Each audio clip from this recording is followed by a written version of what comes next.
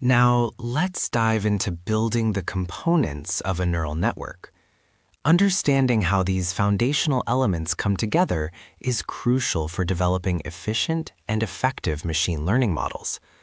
So far, we've learned about feed-forward propagation and backpropagation in artificial neural networks, which are essential for training efficiency. We explored how data flows through layers using activation functions like ReLU, and we even implemented a simple multi-layer perceptron.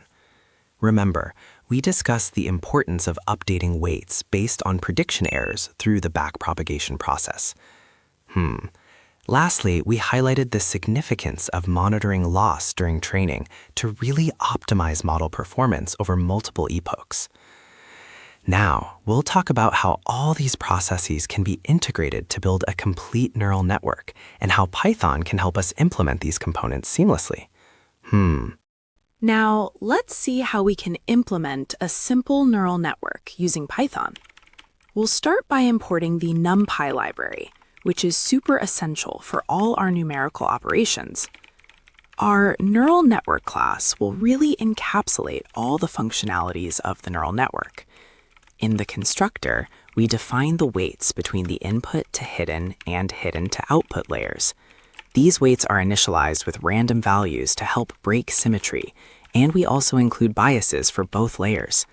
This randomness is actually quite crucial. It helps us avoid some common issues during training.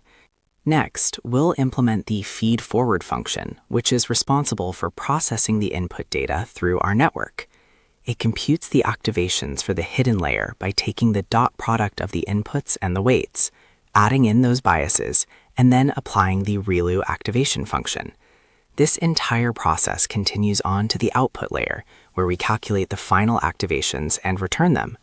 Let's take a closer look at the ReLU method, which is where we implement the ReLU activation function. This method returns the maximum of 0 or the input value, ensuring that only positive activations are passed forward.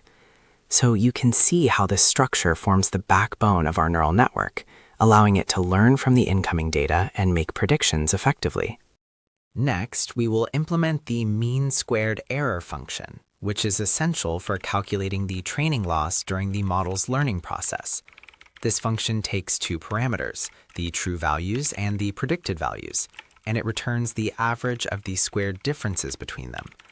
This provides a clear measure of how well our model is predicting the target values.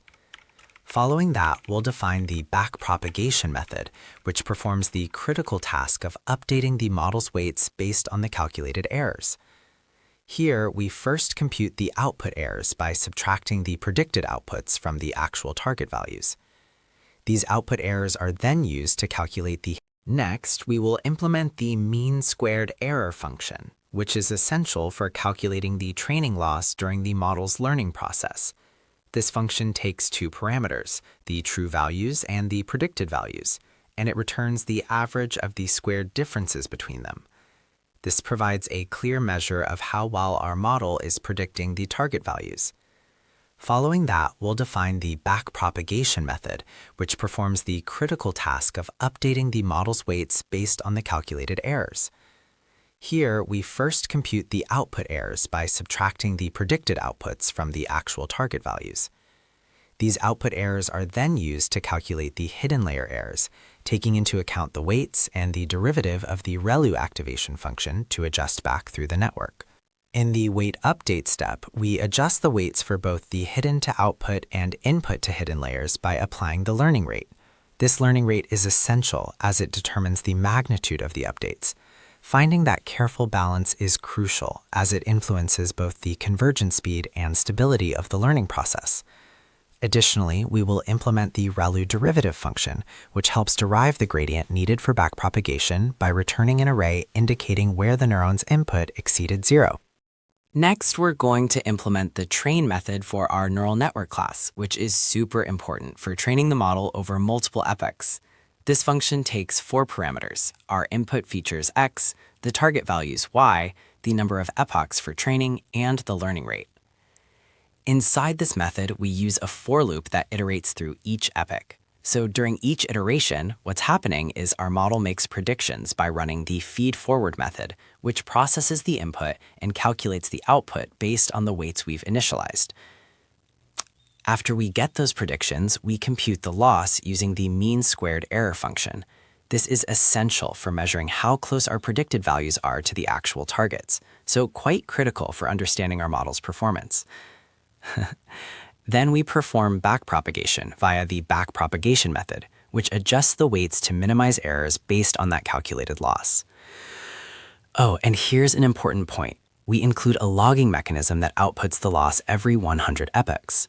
This little feedback loop helps us keep an eye on the training progress, allowing us to make any necessary adjustments to the learning rate or our model's structure if we need to. By regularly evaluating the loss, we gain valuable insights into how effectively our model is learning over time. The figure titled Loss Variation over Increasing Epochs displays our per epoch loss values, where the x-axis represents epochs and the y-axis shows loss value. It uses a blue line with circular markers at each epoch, all laid out on a helpful grid for readability. So, what we've got here is a clear pattern, an initial rapid decline in loss during those early epochs, followed by a leveling off. This is significant because it indicates that the model is learning quickly at first. Those parameters are really finding their footing in the better regions of the loss surface. But then, as training goes on, we hit those diminishing returns. You'll see that superimposed on this downward trend are little erratic ups and downs at individual epochs. These fluctuations, they reflect noise in the loss signal and suggest some stochastic variation in updates. Think of it as simulated measurement noise. Now, as we move toward the right side of the plot, the curve starts to approach a shallow plateau with only minor oscillations. This implies that the model is converging, and as we go through more epochs, we're really seeing those incremental improvements become smaller and smaller. So what can we conclude from this visualization? Well, first, it tells us that the training process is effectively reducing loss overall. Second, most of the progress happens early on, while later epochs tend to offer these smaller gains. And third, those occasional spikes or rebounds in loss signal that we might be dealing with noise or perhaps a learning rate that's too large. Based on these observed patterns, options like reducing the learning rate, applying some smoothing techniques like moving averages for monitoring, or even considering early stopping when the curve plateaus can really be warranted. Now, let's implement a simple dataset generation and neural network training process. We'll start by using NumPy to create a synthetic dataset that embodies a linear relationship, which will help our model learn effectively. Here, we set a random seed to ensure reproducibility, and then we generate 100 random input values. Our output values are computed based on a linear equation with some added Gaussian noise, introducing variability that mimics real-world data. Next, we normalize both our input and output values. Normalization is super important. It standardizes the data range, which really helps with efficient training, as it ensures that our neural network can converge faster. Following this, we'll initialize our neural network class, specifying the architecture with one input node, 5 hidden nodes, and one output node. This structure allows the model to learn the complexities of the data effectively. Finally, we initiate the training process for 1,000 epochs with a specified learning rate. During training, the model will iterate through the dataset, refining its parameters to minimize prediction errors gradually. This setup really lays down the groundwork for a robust model capable of approximating the underlying linear relationship in our synthetic data. Now, let's implement the plotting functionality to visualize our neural network's predictions. First, we're going to use the feed-forward method of our neural network to make predictions on our input data, which, if you're with me, computes the output based on the trained model's weights. This gives us our predicted linear trend line. Next up, we'll plot the original noisy data points as blue dots. Think of these as representing the actual observations. Then we're going to overlay that predicted line on our scatter plot in red. This way, we can visually assess just how well our neural network has learned the underlying pattern. Now, we'll include a legend to clarify which color is which, blue for the original data and red for our model's fit. Finally, we'll display the result with plt.show, which, you guessed it, will render the plot for us to analyze. Now, ideally, after training, we want to see that red line aligning closely with the general trend of those blue points, which indicates that our model has effectively captured the relationship in the data. This visualization not only confirms the efficacy of our neural network, but also enhances our understanding of its performance in a tangible way.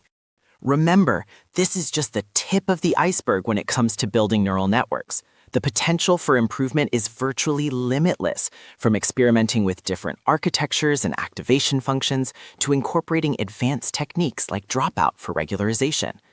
As you explore this field more, you'll discover techniques such as convolutional neural networks, which are fantastic for image-related tasks, or recurrent neural networks that excel with sequential data.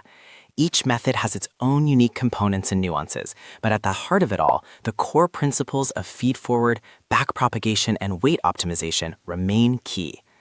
So as we wrap up this segment, keep in mind the building blocks we've assembled here, the ways we can take in data, how we process it through layers, and how we learn from our mistakes. Each of these segments is paramount in training a successful neural network, and with tools like Python at our disposal, we can continue to iterate and innovate. Thank you for joining me in this exploration of neural networks. I hope you're feeling more confident in your ability to build and train these models. Because whether you're diving into this for academic reasons, kind of dabbling as a hobby, or even looking at it as a stepping stone into a career in AI, the skills you're honing here are truly invaluable. So let's keep pushing the boundaries of our understanding as we dive even deeper into the fascinating world of machine learning.